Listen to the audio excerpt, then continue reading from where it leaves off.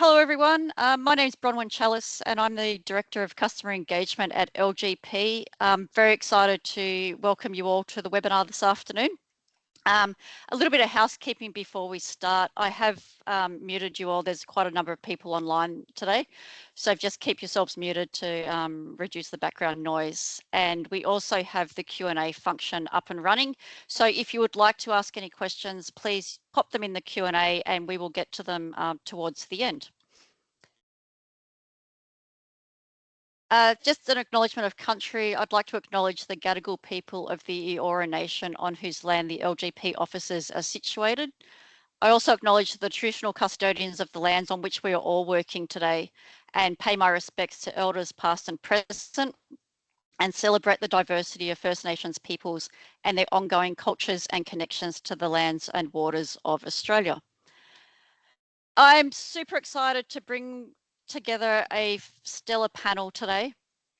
Joining me, we have Sally Geyer, the CEO of World Commerce and Contracting, Vanessa Di Pietro, who's the Acting Manager of Procurement and Contract Services at City of Ryde Council in Sydney, Scott Alden, who's a partner at Mills Oakley and also the resident expert on all things public sector procurement, and Daryl Kolaric, who is the National Strategic Account Manager of Government at Blackwoods.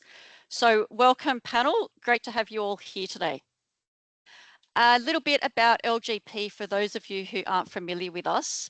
We're a procurement aggregator operating in New South Wales, and our purpose is to create and drive value for local communities, which we do through our products and services. So we have panels of pre-qualified suppliers that councils can use rather than having to go out to tender themselves.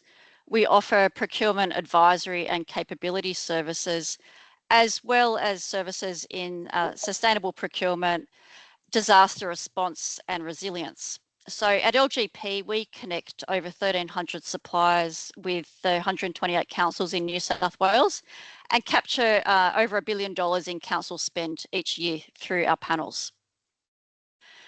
I'd now invite Sally to just introduce World Commerce and Contracting. Bronwyn, thank you very much indeed. It's wonderful to be with you all today from the other side of the world this time as well. But yes, I'm Sally Geyer, the CEO of World CC, and World Commerce and Contracting is a not-for-profit organisation working around the world to support member organisations improve the quality and integrity of their trading relationships. We are now structured around three core organisations: the association, which is coming up to 30 years old now, and has grown to a global membership of somewhere around 100,000 individuals working across public and private sector, across multiple different industries as well as geographies. We also have the World CC Foundation, our charitable arm, supporting all organizations to improve the quality and integrity of their trading relationships. And finally, and most importantly in the context of what we're talking about today, our Commerce and Contract Management Institute, the Research Institute, because it really is the research that brings to life the opportunities to raise commercial capability. So it's wonderful to be with you here today and looking forward to sharing the insights that we've gleaned over this project. Absolutely. I can't wait to dive into the research. So a little bit about the National Procurement Survey. So here at LGP, we wanted to commission World Commerce and Contracting to deliver some research for us into councils and their suppliers. So World CC are the experts in relational contracting, so they're really well placed to do the survey for us. So as anyone who works in the local government sector would know, councils and suppliers are being asked to deliver more than ever before. So it's not just about a procurement process and value for money. Councils are now being asked to deliver innovation, community outcomes, resilience to disasters, and also sustainability. So LGP wanted to support the sector that is increasingly under pressure by providing insights into council-supplier relationships. So we know that these things that councils are being asked to deliver, councils can't deliver them on their own. they need those relationships with the suppliers. So we wanted to look at the research and then give it back to the sector in a way that we can uplift capability and help councils to achieve better value for money. So we had an absolutely terrific response to the survey. What's unique about this research is that we surveyed both the suppliers and the councils to get both those perspectives. And we had over 100 councils across Australia respond and over 100 suppliers respond as well. So this research really is reflective of the local government sector across Australia. So before I dive into the research itself, I did want to just make some clarifications for the purpose of creating some context around the discussion today. So we know that laws differ across Australian states and territories. So it's important to understand that the findings that we're going to talk about today sit at a strategic level and apply across all of them. But of course, the one common factor across all the procurement rules around the country is that every council has an obligation to deliver value for money through their contracts. So it's not just an optional extra, it's actually an obligation, and it's not just the result of delivering a procurement process either, as we're going to talk about. You'll also hear us talking about early market engagement. It'll be mentioned a few times, I think, this afternoon. And I want to point out that it's not the same as early contractor involvement. So both have relevance to the discussion, but today our focus is on early market engagement. And I also want to highlight that we know that early market engagement can be undertaken fairly and transparently, whilst also, appropriately maintaining probity, confidentiality, and IP concerns. So some of the headlines for the research. Look, the research found that the foundations are quite strong. Contract mobilisation is effective. Disputes are rare, and when they occur, they're usually resolved through informal mechanisms. But what we also found is that the system is underperforming. There's, and that gap starts showing up before procurement even starts. So suppliers are telling us that councils rarely engage with them to have a conversation before the procurement process. And this really affects their ability to be able to provide solutions that offer true value for money for the councils. And up on the right-hand side is a very interesting chart, just there, about how both parties perceive risk allocation. So what we saw from the research is that councils generally think that risk is allocated fairly through contracts, but the suppliers disagree. And this means because councils think that risk is allocated fairly, they're often not open, according to the suppliers, about discussing the contracts and negotiating the terms. And in fact, only 3% of suppliers that we surveyed described councils as being open and flexible on terms. So if we think of procurement and contracting as a machine, we can understand that the machine runs reasonably well, but there is friction and waste. And the grease that is needed to help the machine run better is communication. So I'll now pass over to Sally, who is going to give us a bit of a recap on the discussions we had at the recent World CC APAC Summit last week and dive further into the research. So over to you, Sally. Thank you, Bronwyn. Again, yes, we had a wonderful roundtable discussion at our Asia Pacific Summit last week in Sydney. We invited participants from local council. In fact, Scott, Vanessa and Daryl were all with us at that roundtable. And we focused our discussions on two specific areas that really came out from the research, and we will be diving into those again today. First is this issue of earlier supplier engagement.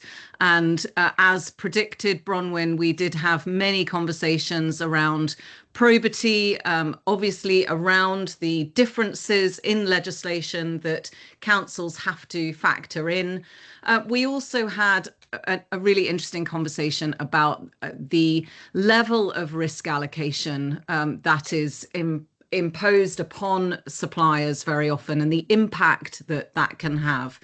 I think overwhelmingly what came through from the conversations was a real desire, and Vanessa, I'm going to invite you first, and then Daryl to just give a couple of your reflections on the discussions that we had last week. But there was an overwhelming desire really to talk about some of the practical realities, some of the good news stories, some of the ways in which we can actually put these findings from the report into practice, which of course was really at the heart of why we've done it in the first place. But Vanessa, your reflections. It was, well, firstly, thank you for inviting me again to participate. It was really, really exciting to be part of the research and also at the roundtable. I think on reflection, and I think I said this to yourself and Bronwyn at the time, I think councils are really nervous about taking the next steps and how to navigate through some of these more challenging items. But I mean, we see it all the time. Councils and suppliers alike, they're facing, higher costs, longer lead times, more stringent restrictions, and the landscape is changing in how we do procurement. So we need to be able to look for ways in how we can streamline the process. We can work closer with our suppliers, because in the end, we can't do it without our suppliers. We need help to deliver outcomes for the community. So it was really great to participate. And I think people went away with something to think about as well. So we had some really good discussions. There were some speed bumps, some negative, some positive, but I think overall we all left thinking, okay, there's a bigger conversation to have here. Vanessa, thank you so much. Daryl, one of the things that Bronwyn said was the fact, of course, that this research has invited participation, not just from one side, but from both sides. We wanted to hear the voice of the supplier. How important has that been in the context of the findings and the conversations that we're able to generate through the research? Look, I think the research is really well timed. I think, and thank you for inviting me to the roundtable and the conference team. It was great. It was real eye-opening to read the research that local government have put together and to participate in it. I think for a long time, suppliers have had more to offer. And, I think a tender process sometimes can, if not enabling early market discussions, then it can shut it down. So most suppliers want to be trusted advisors. They want to work with councils. They want to work to provide solutions. And all councils and businesses, that's what they're looking for. We'd rather be a problem solver and work towards solutions with councils rather than be brought to the table long after it and said, why aren't you looking at it this way or another? So I do believe this sort of research is invaluable. It varies though by the type of contracts we're involved in, which are supply consumables, the value of the contract, I think, and also how councils allocate resources to either a consumable or a services contract. Thank you, Daryl. Scott, finally, quick input from you, please. Again, we've talked about the importance of hearing all the voices. We've also touched on, and certainly the roundtable, we touched on this concept of myth busting. It's amazing how we can operate in an environment where we start to tell ourselves what we believe are truths, and actually they're not. So how important is this study and are these conversations in the context of trying to blow out those myths and get rid of them so that we can start having meaningful conversations?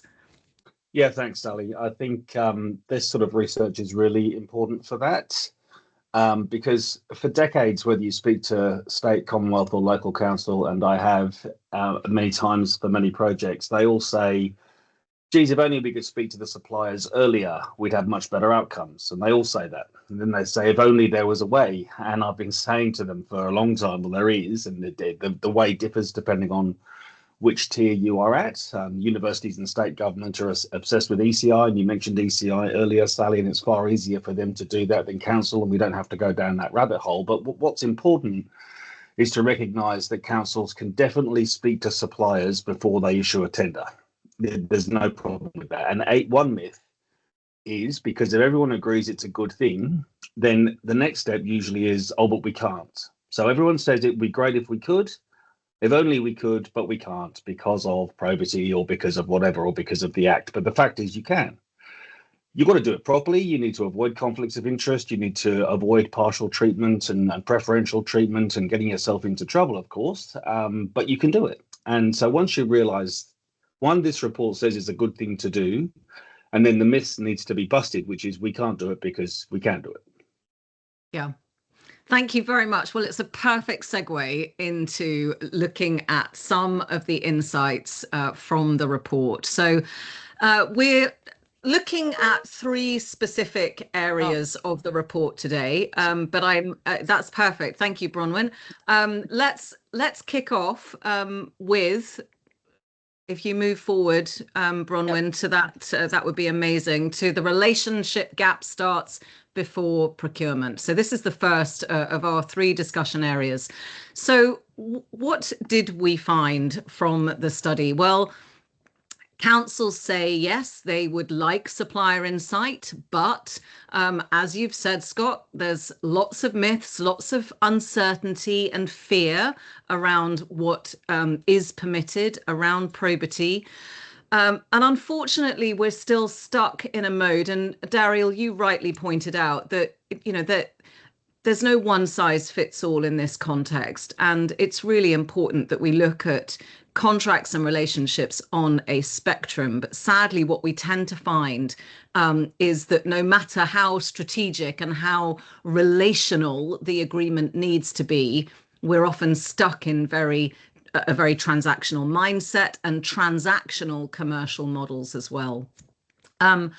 What the suppliers say, that 40% have told us that early market engagement rarely or never occurs. Just 31% say they consistently or often understand the council's strategic objectives before bidding. So, there's a lot of opportunity there. And this one concerned me when I saw it as well. 32% of suppliers felt that they're unable to raise concerns or alternatives without fear of disadvantage. So we've got a question that we're going to dive into here then. So can earlier supplier engagement improve strategic clarity and outcomes? So Bronwyn, if we wander to the next slide, we can put that question up in front of everybody. And Daryl and Vanessa, I'm going to come to you first. And Vanessa, perhaps you can kick off with addressing this question. Is it possible to improve outcomes through earlier supplier engagement? And to our point about examples, perhaps you can share some of your experiences of where this has worked. Yeah, for sure. And I think most procurement teams will get the same question raised to them all the time when, they come to the procurement team, okay, we want to start this tender process or RFQ process. And the first thing we ask is, well, how much do you think it's going to cost? The contract budget, what have you got budgeted for? And, do you know how to write your scope of works and get started?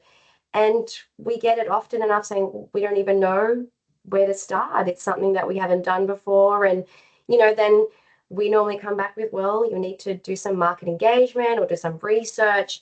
But I think, what constantly gets brought up is the probity issue, and to be seen as doing something wrong or aligning with one supplier or contractor early on. And we have seen that at times where then the scope of works feels quite aligned to one specific supplier who has the current contract or who they may have a relationship with. So I think at City of Ryde, this was a regular discussion that was coming up. And I thought we needed to do something about it to not just, you know, support these measures, but to protect staff, or at least feel like they had some protections. So what we developed was a formalized process for RFIs and to engage the market. Now it's still in its early inception sort of mode. We've got the templates developed. We're working through with some of our staff to test out those templates with some engagements, some small engagements. Some have worked, some have not worked so well. So we're refining what those templates do and the right applications. But the great thing about it is that they can issue out to the market. They can ask the questions they need to, and then they can compile the report that then puts together information about how they might want to go down a tender process. They might want to think, well, actually, this is a small market. Potentially, we can look at the legislation and can we get an exemption? Or do we go to council earlier and say, this is the process we want to undertake? I think by doing this, you're informing what you do next. You're informing the market that there's something coming up. Be aware of it as well. I think it's a two-way street when you do your RFI process. And a lot of things that our standard templates include might actually not be necessary. So you can remove that from the process, making it effectively more efficient. And I think that's some of the challenges that I've seen in the past, is that we ask questions in tenders that actually aren't relevant, and suppliers are wasting time answering and responding to them, where we could be aligning the document to what they actually need to provide us. And I guess that also then leads to the innovation piece, right? We don't know what we don't know. So if you're asking earlier on, you can ensure that you've got a better understanding of actually what's capable in the industry. So for a quick example, we've done an RFI now to look at an app for our waste services and our FOGO service contractor that we're looking to implement in the next year. And, you know, the responses are wide ranging and differing, but at least it helps the staff to understand what, okay, there's going to be a wide variety of responses, and we need to then look at, well, what's the most beneficial way of tackling this? So instead of just going out blindly to, you know, a few suppliers, they're now more informed about, well, this is actually what we want to do moving forward, and this is the practical estimated costs. Because we were getting some costs from $5,000 to $50,000. But how do you know what's appropriate? How do you know what fits in our budget without asking some of the questions? The other thing that I think is really great to see, and I was a bit worried that suppliers or contractors might not want to engage in this manner, but they have been. And in every RFI we have issued, we've gotten a response. So I think suppliers are hungry for this. They want to see this. And it's not uncommon for this to happen in other industries. In private industry, this happens. We just haven't really taken this up particularly in local government. But I think it's important that we start engaging early, and this is one way to do that. Thank you, Vanessa. Daryl, we talk about the importance of value for money. That is, it's not an optional extra, as I think we stated on one of the earlier slides. How important is this early engagement in the context of how you feel as a supplier in terms of your ability to truly help provide greater value for money? So it's critical, really. The importance of understanding exactly what a council is looking for, and, you know, the parameters, you know, everything that comes into that: sustainability, Indigenous, diversity, all the types of things that they want value for money around, what becomes the most critical parts of it? How, when they go to market, do you really understand? Because everybody's doing more with less, and companies are changing all the time, and do you really know what the suppliers have to offer you and what's changed in their world, and what's improved, what's available, all those type of things is critical when you're looking at early market engagement, because there is so much that suppliers bring to the market and so much that they can help you with, and they've had to change their business models to keep up with it and structure it. So change is inevitable, and I don't think if you're not talking to the market in early engagement that you could possibly know what all the suppliers have to offer and what's changed in their world to support you with what you need. Thank you very much. Scott, before we move on to the next conversation, just a few, we've touched on the myth busting here, but just some final thoughts from you on the importance of early supplier engagement and how people can take the findings from this study and start to really practically implement them. Well, I think what just came out then was very interesting and sort of underscores the real value of some of this early supplier engagement stuff, which is, the councils or a government body, but we're talking about local councils here. So councils aren't the experts in the things they're buying. If they were, they probably wouldn't be buying it. They'd be making it themselves or providing services themselves.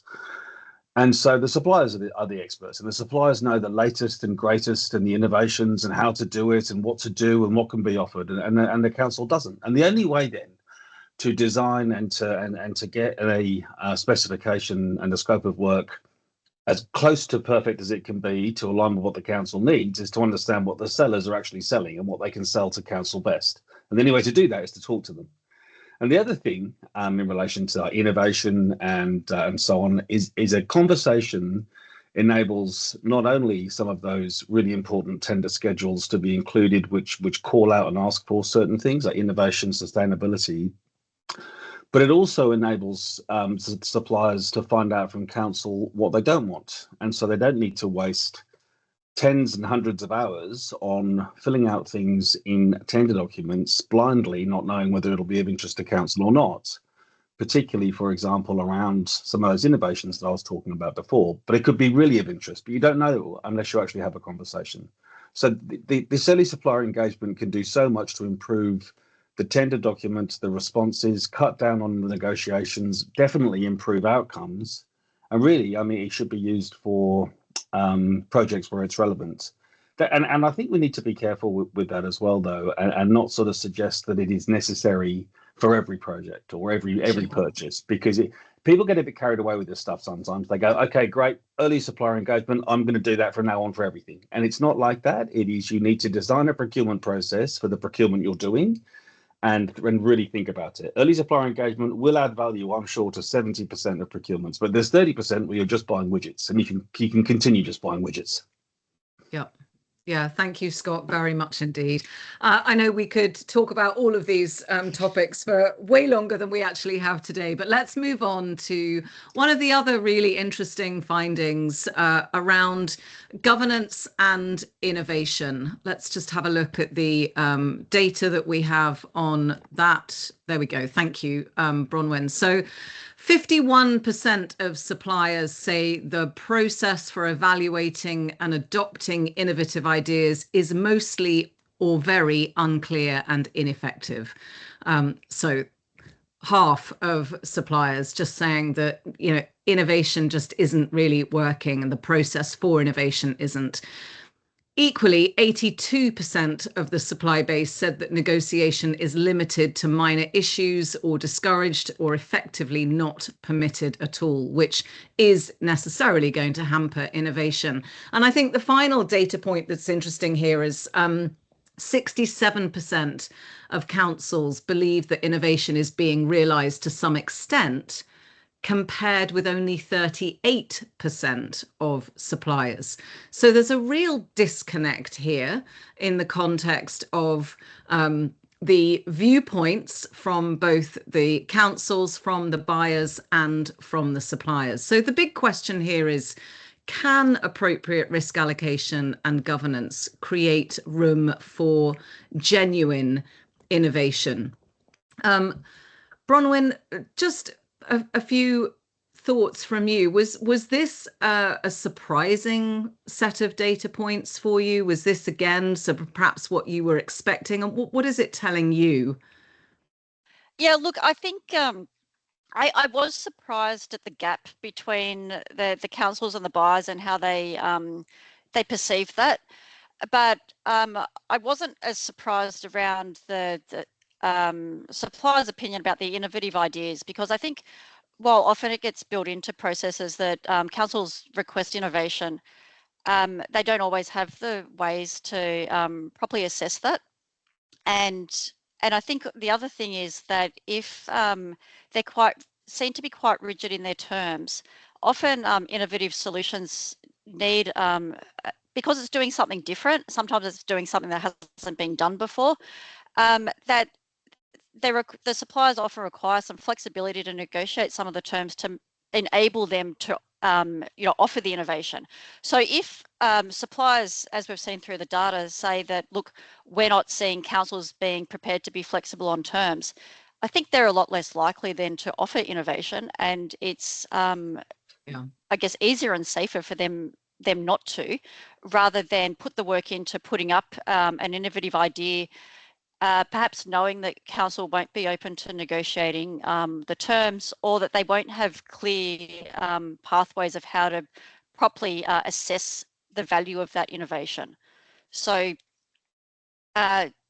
yeah, that work to be done here, but really, again, what it's telling me is that that councils and suppliers aren't having these discussions to find a pathway forward.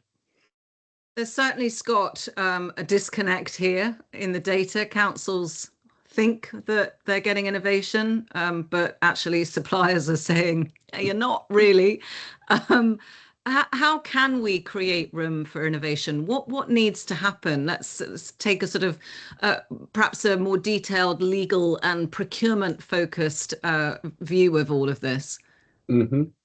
Yeah, I think one reason why the councils might think they're getting it is because they might be getting some, and for them, I think that will feel like a lot. But suppliers are inevitably holding back, and one reason that they do is either because if they provide innovative ideas or solutions in an early supplier engagement process, then they would worry that that would find its way into an RFT and it's proprietary information or confidential, or sort of something which is core to their business, which they don't necessarily want everyone to know about. And they also might think that it gives them an edge as well in the RFT. So sort of hold it back, keep your powder dry, and then sort of put it forward in the request for tender. So there's all sorts of reasons why a supplier wouldn't necessarily have the conversation, and it's incumbent then on councils to provide a safe space for them. And I've given advice to very large councils in Sydney, and also large regional councils who've been declared special areas in regional New South Wales,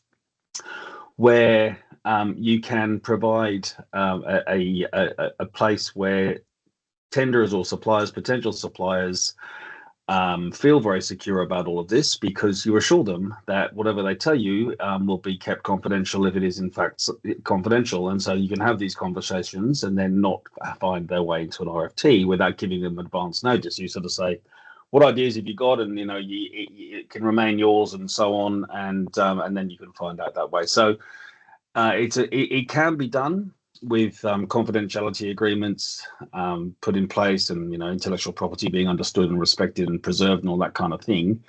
But by nature, suppliers are guarded about their valuable information, and councils are risk averse about going down a path with a supplier which maybe they should be sharing information